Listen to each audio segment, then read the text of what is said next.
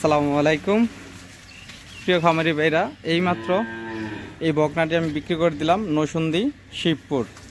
তো এক ভাই এই বকনাটি নিল। তো ভাইয়ের জন্য দোয়া করবেন এবং কি আমার খামারের জন্য আপনারা দোয়া করবেন, আমি যেন এমন ভালো ভালো বকনা এনে আপনাদের মাঝে দিতে পারি। তো যাদের ভালো মানের বকনার প্রয়োজন তারা অবশ্যই আমার সাথে যোগাযোগ করবেন।